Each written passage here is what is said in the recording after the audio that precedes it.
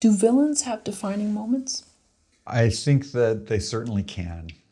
Sometimes we get villains who are very cardboard cutout, just gleefully wreaking havoc for for the heck of it.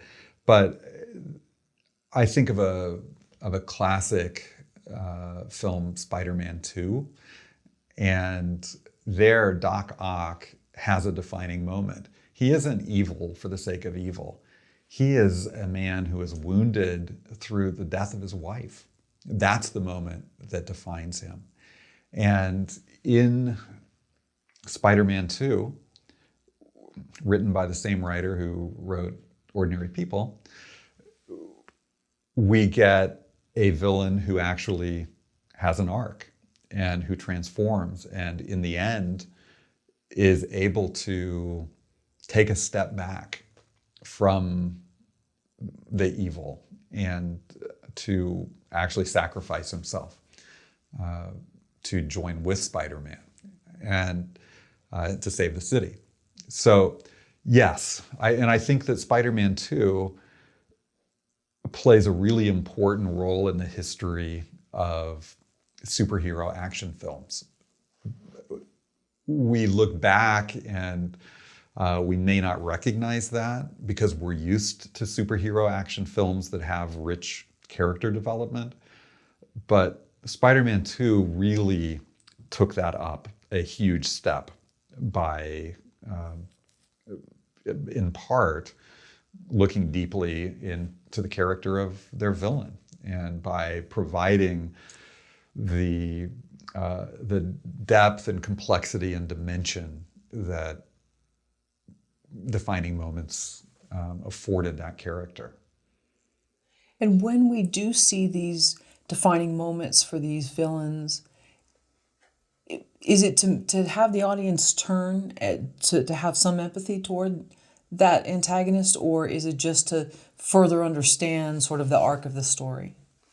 I think the effect is that we actually do have some empathy for that villain. And it's not to say that we like the villain or we agree with the evil the villain does, but it's to say that we recognize the villain's humanity. And we say, oh, you are at least a little bit like me. We are the same species. And there are a lot of different ways to approach villains. We can approach villains as other, just completely different from me and outside of me. But you think about Pinocchio. Go way back to a very disturbing children's animated film, a scene where Pinocchio is at the pool hall and he and the other boys are drinking and smoking cigars and playing pool and being transformed into donkeys.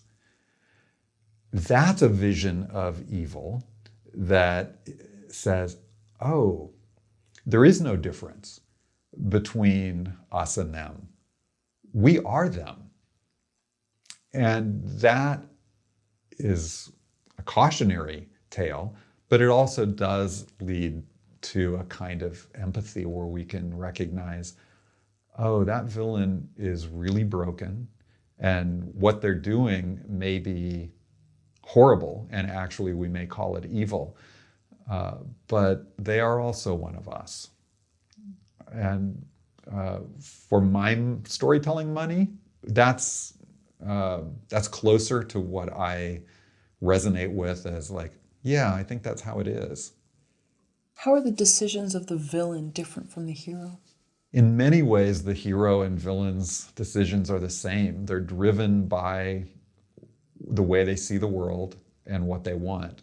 When I am writing an antagonist, and I will often think in terms of antagonist as opposed to villain, because villain is more condemning than I think I'm ready to be with most of my characters.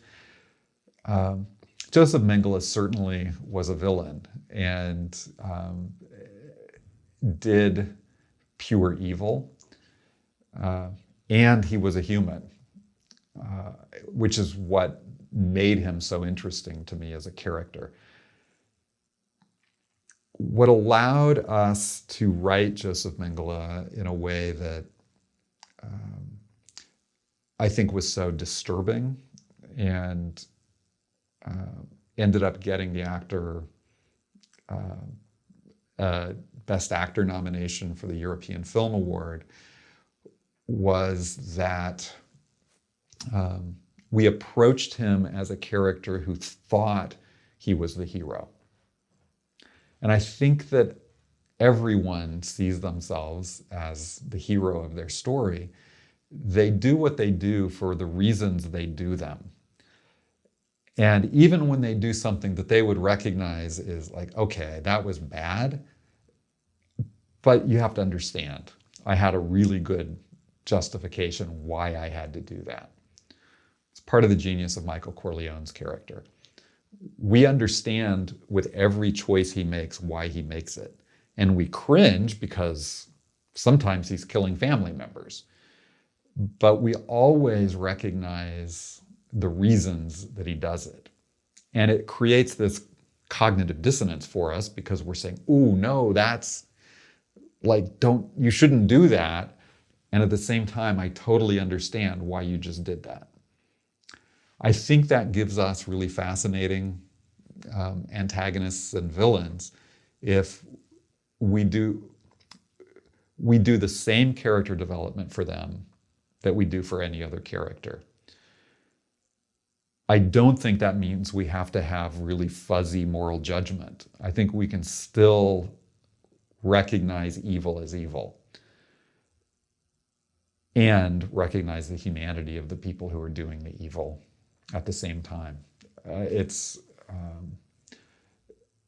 a more nuanced approach. I think it's more interesting, and I think it rings true to me for how people actually are. I don't think I've ever met a villain at Vaughn's. You know, I've met people doing dumb things and being irresponsible and uncaring, but they think they're right. And so I try to approach all my characters with love, even the ones that are wicked. How do writers get audiences to care about the villains? I think that on the one hand, you could get away with the audience not caring about the villains, even gleefully rooting for the destruction of the villain. But the example of Spider-Man 2 shows us that there is emotional gold to be mined in providing a glimpse into the humanity of a villain.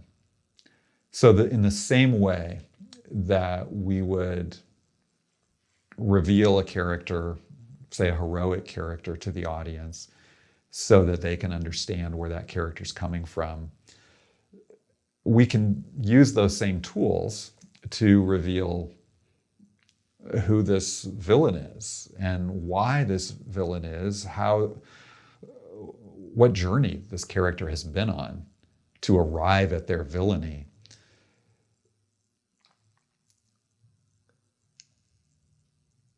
I think the emotional experience then becomes really complex, because now I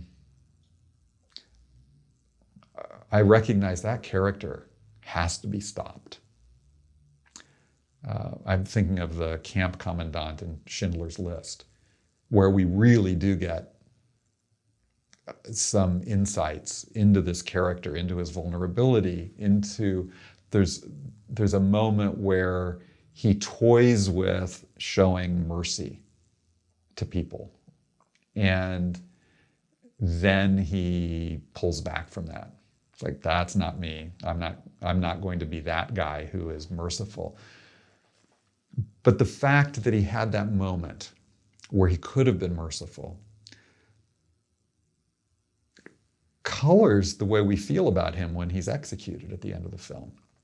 It makes it more complicated in a way that I think enriches the experience. Never confuses us about the evil that he's perpetrated. The film never has any confusion about that the evil is evil. But it does show us the complexity of the person perpetrating the evil, which does, I think, make for a more interesting storytelling experience.